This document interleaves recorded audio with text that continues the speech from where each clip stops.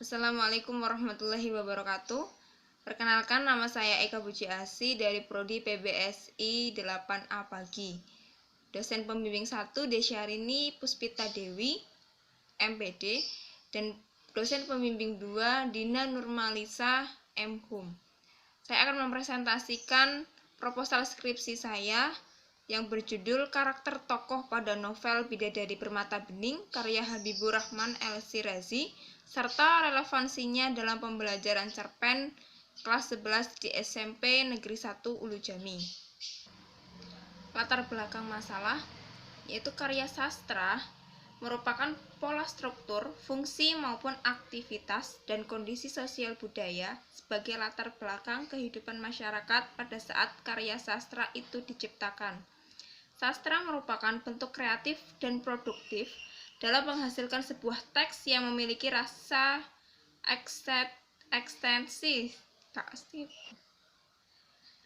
estetis serta mencerminkan realitas sosial kemasyarakatan.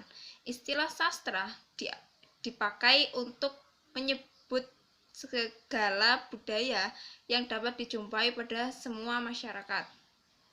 Karya yang banyak dikagumi dan diminati oleh kalangan remaja sangat cocok dengan sasaran peneliti adalah kalangan remaja.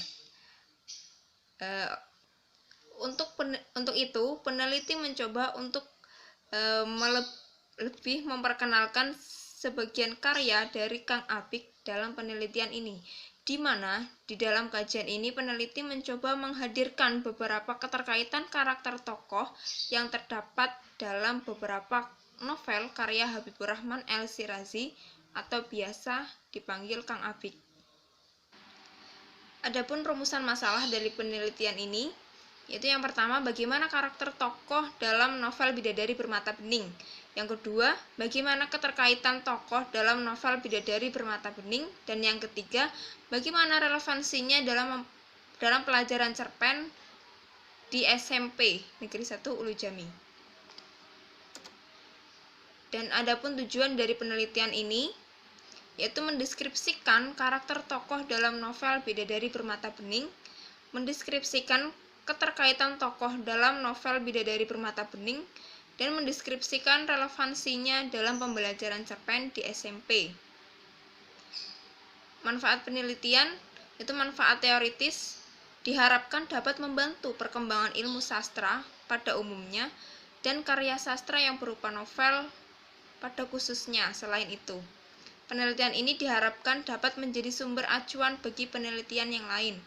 Adapun manfaat praktis yaitu diharapkan dapat dimanfaatkan sebagai bahan bagi sastrawan khususnya para pengarang novel yang akan membuat suatu karya sastra agar mampu melahirkan tulisannya. Landasan teori saya di sini penelitian yang relevan dengan penelitian saya yaitu dari Nikmah tahun 2007 dengan skripsinya yang berjudul Kepribadian Tokoh dan Karakter dalam Novel Srempeng Tlutur karya Tiwiek S.A. Dan yang kedua ada Manggali tahun 2016 dalam skripsinya yang berjudul Analisis Nilai Pendidikan Karakter Tokoh Utama Novel Kembara karya Pradana Boy ZTV dan rencana pelaksanaan pembelajaran di SMA. Yang ketiga, ada dari Abdillah tahun 2016, tahun 2018 dalam penelitiannya yang berjudul Nilai-nilai karakter muslim dalam kandungan novel Bidadari Bermata Bening karya Habibur Rahman El-Shirazi.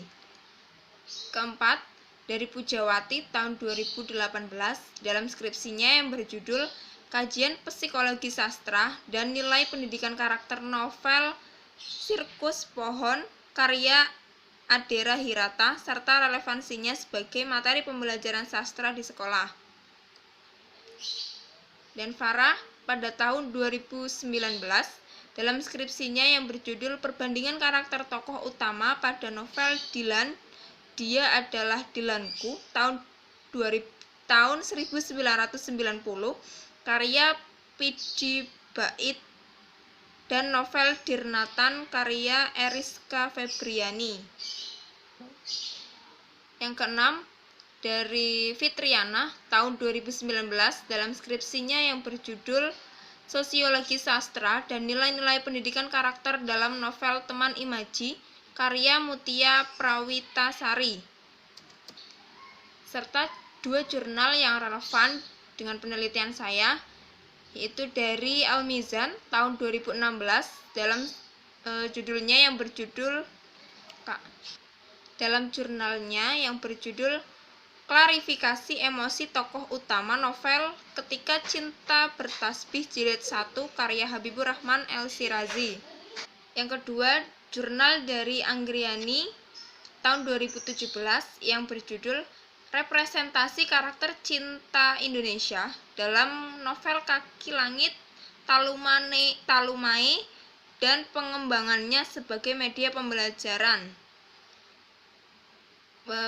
Metode dalam penelitian ini saya menggunakan kajian psikologi sastra, itu psikologi menurut Wakito tahun 2016 mengemukakan bahwa psikologi merupakan suatu ilmu yang meneliti serta mempelajari tentang perilaku atau aktivitas-aktivitas yang dipandang sebagai manifestasi dari kehidupan psikis manusia.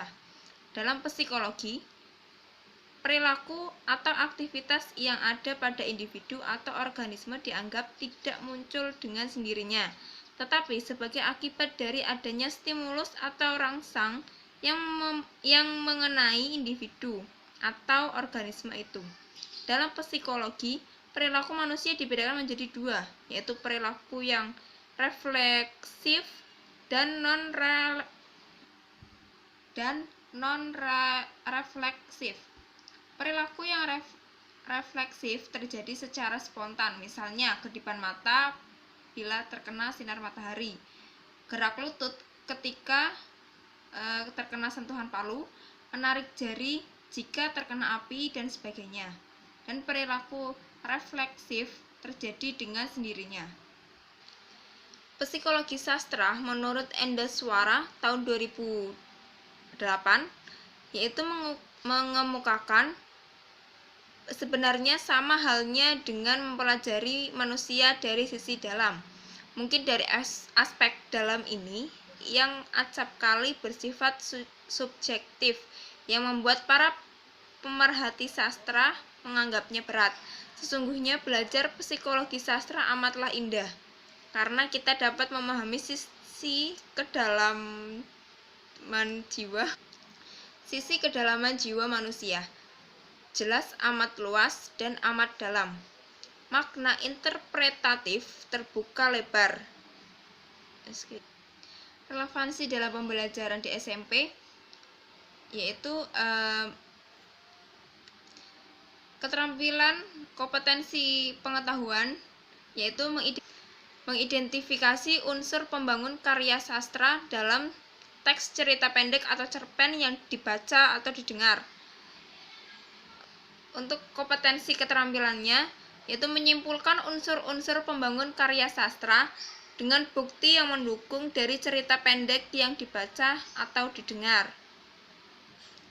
Metode penelitian, yaitu jenis penelitian yang saya gunakan di sini, yaitu deskriptif kualitatif, waktu dan tempat penelitian, data yaitu berupa penggalan teks, kalimat, atau paragraf yang memuat watak tokoh dalam novel karya Habibur Rahman El-Shirazi yang berjudul Bidadari Bermata Bening, serta akan dideskripsikan persamaan watak tokoh di dalam novel karya Habibur Rahman El-Shirazi yang lainnya.